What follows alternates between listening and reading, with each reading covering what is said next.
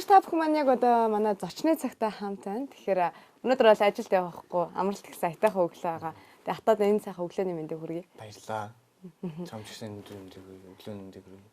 Баярлаа. Тэгэхээр бид бүхэн яг одоо бол Хатаагийн студиэр хүрэлцэн ирсэн байгаа. Тэгэхээр яагаад энэ студид хүрэлцэн ирвэ гэхээр мэдээж хэрэг Хатаа бол one man band-ийг хийдэг байгаа. Тэгэхээр энэхүү one man band гэдгийг бас үзэгчд маань төдийлөн бас сайн мэдэхгүй ойлголтгүй байгаа. Би ч гэсэн баг зэрэг л ойлголт надад байна. Тэгэхээр энэхүү өөрөө хийдэг зүйлийг бас үзэгчдэд танилцуулаач. Тэгэхээр яг өөрөө яг мэрэгжлээс тайлбарлсан дээр авах гэж бодож байна. Би болохоор мультивокалист. Тэгээ мультивокалист гэдэг бол одоо өгүүлэхийн эрхтэн болон дуу хоолойгоо ашиглаж бол дуу болон хөгжим хийдэг үнийг бол уран бүтээлч үнийг мультивокалист гэж нэрлэдэг. Тэгээд би тэр зүйлээ ашиглаад дуу хоолойгоо ашиглаж ерөөхдөө бол one man буюу одоо live looping хийдэг. Тэгээ one man band гэдэг бол хөгжмийн одоо дууралтад чинь тэгэл бөмбөр, бас, гитар, ритм гитар, тэгэл далд хөгжим гэж дуурдаг. Яг тэр бүгдийг дуу хоолойгоор бүгдээрнгийн дуургаж бол луп хийдэг. Тэгээд луп гэдэг маань бол хөгжмийн хэлнээр бол одоо ялангуяа электроник хөгжим продюсинг дээр бол бэлэн материал гэсэн ойлголт. Шууд дууг одоо дууг хийхэд ашигладаг материал гэж хэлж болно л та луп гэдэг бол самплч гэх юм уу. Тэгээд тэр зүйлүүдийг бол шууд тэр луп, лайв луп хийдэг. Тий. Хөгжим хийх аргачлал маань бол лайв лупинг гэж хэлж болдог. Тэгээд би бол өөрөө хүн хөгжмийн зэмсүүдийг ашигладаг. Тэгээ манай Монголд хөгжим гэхээр юу лээ? Хүн хөгжим гэхээр бол айгүй тийм сайн сонсогдож байна шүү дээ. Тэгэхээр бол манай Монгол гэлтгүү бүх одоо дэлхийн улс орны олон нийтэд бол тийм гаж сонин үзэгдэл маягаар ингээд яг язгуур шинжээ хадгалаад ирсэн амун хөгжмийн зэмсгүүд байдаг. Өгүүлэх эрхтэнтэй шүтэлцээч тийм зүйлүүд Монгол ч гэсэн байдаг. Тэр зүйлүүд бол одоо баг ихэнх мартагтаад баг сүултээ устж үгүй болохтой дээр тулж байгаа. Тэр зүйлийг бас сэргээж байгаа. Тэрэнд бол одоо за баруунаас ивэл одоо битбокс байна. Тэгээ Монгол ивэл хөөми байна.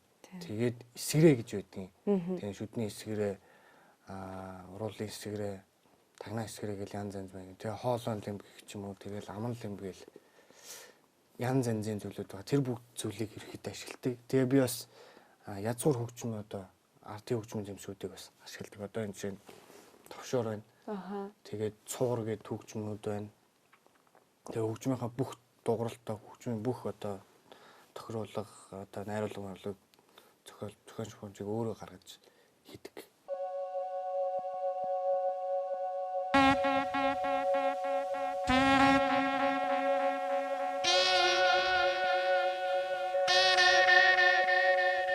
Тэгэхээр ийм байна л да.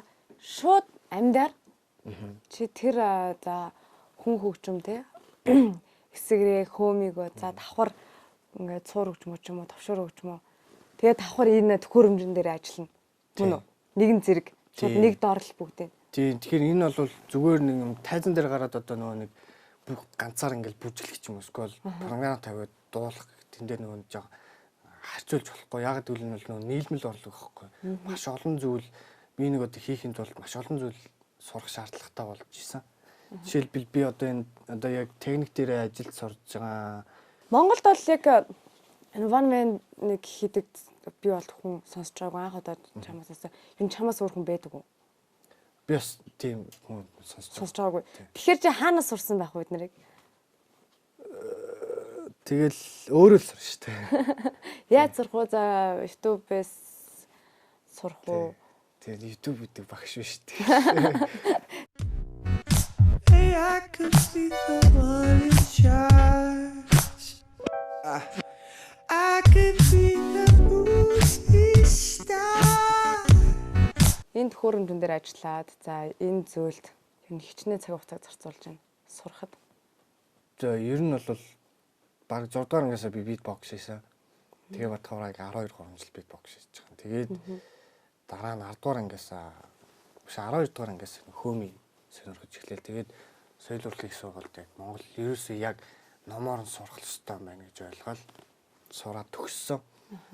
Тэгээд тэр хугацаанд ер нь ийм байдгийм ингээд ойлгоцсон оюутан баг та. Тэгээ яаж их аргаа болдгоо. YouTube дээр ингээл бичлэг ингээл яваал. Тэгээд за ямар ч юм програм байдаг юм бэ.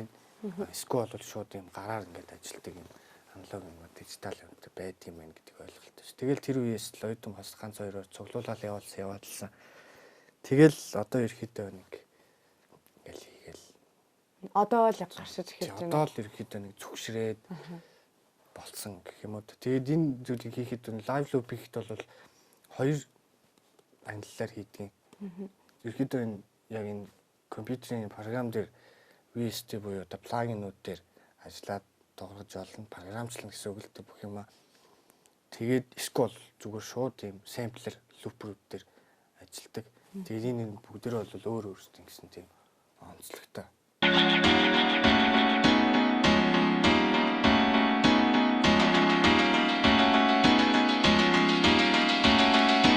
Битбокс хийдэг хүн болгон хөмөлж чадах уу? Эсвэл хөмөлж чаддаг хүн болгон битбокс хийх юм уу? Тийм байдаг л. Тис ондоо юм багхгүй юу? Хөмө битбокс хоёр бол аргачлалын тис ондоо. Энэ бол хоёулаа амьсгааны урлаг. Тэгээд ерөөсө хамгийн гол зүйл нь амьсгаа байдаг хөхгүй. Тэгэхээр амьсгаа зөрдөг. Амьсгаа гэхэд бол битбокс бол үргэлжилсэн сорол таталтаар явдаг. За. Хөмиг гэх чинь бол өрчний амьсгаар явдаг хөхгүй. Нэг аваад суулаа тэрийг хэдэн секунд хэдэн минутаар барьдаг. Эсвэл пар дотроос нэг халаагаад ингээд гаргадаг гэсэн үг. Тэгэхээр хоорондоо тис ондоо ялгаатай. Тэгээ хөмий бол одоо бид нар чинь 10 яг оюутан байх чинь бол сураал байж байгаа чинь бол дөнгөж зурж яхад хоолоо идэлээ цус гарах ч юм уу эсвэл буруу амьсгалнаас болж одоо ухаалдж унах ч юм уу. Гэх мэт одоо сүнсэн юм байна. Тэгэл бид чинь нэг айгүй хоол мол идэх хоёр аягаар ингээл хоол идэл. Тэгэл нэг цаг яг хөмийн дасгал буцаал хөлзөөл сулбагаал ингээд суучдаг. Тэгэл бид чинь нэг зүгээр ингээд дууцаад шиг ингээл явахгүй ш. Тэгэл бид чинь хөвтүүлээл тэнгуү чинь 70 хилдэн банк гэл яг хөвлөө дээр чинь заа хөмөлгөл байж чинь. Тэгээ ер нь бол яг тэнхэн нөө нэг спорт гэж хэлж болно хөмөө бол. Битбокс бол энэ дээр бол яг дандаа тоглолууд явждаг. Ритмийн тоглолууд явждаг.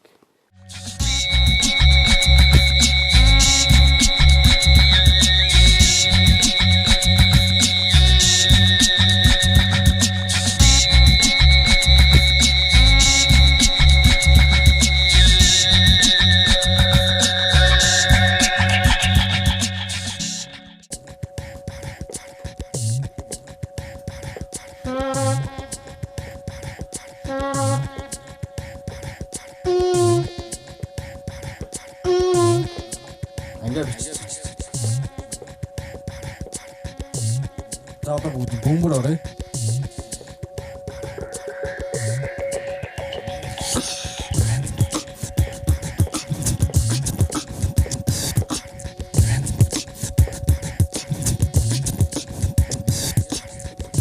Ингээд ерөөсө бичээл хадгалаа тавьчихсан юм тий. Одоо бүгд бейс орё.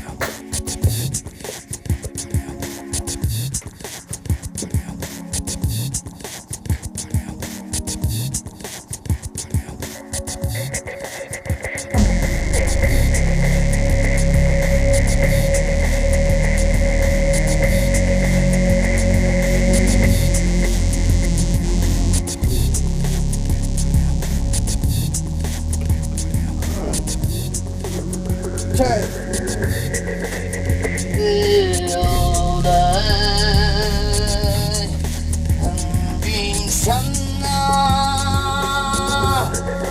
하이아라도 노노도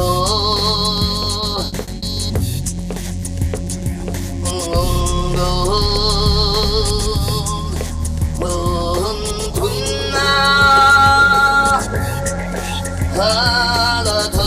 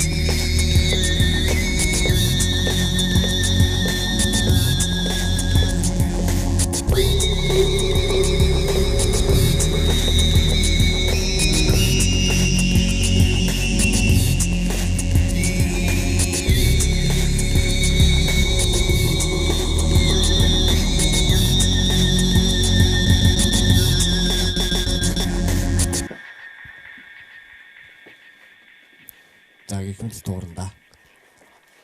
Өшөө олон залуучуудад яг энэ урлагийн талаар энэ яг хийх гэж зорж байгаа зүйлийнхаа талаар таниулаарай. Тэгээд Монголд бас энэхүү зүйлийг энэхүү урлагийг хөгжүүлээрэй. Амжилт хүсье. Хичээ. Та бүхний ажилч гэсэн амжилт хүсье. Тэгэхээр өнөөдөр өглөө бид бүхэндээ хамт өгсөн та бүхэндээ маш их баярлалаа. За өнөөдрийн зочин бол Ата байлаа. Тэгээ Атагийн бас Ата Боргууч ингээд пэйж хуудасаар зочилж. За яг энэхүү урлагийн талаар энэхүү хийж байгаа зорилгын талаар та бүхэн маань сонирхоорой. Ингээд дараагийн дугаараар иргэд уулзлаа. Тэр баяртай үзэгчтэй. Өдрийг сайхан өнгөрүүлээрэй.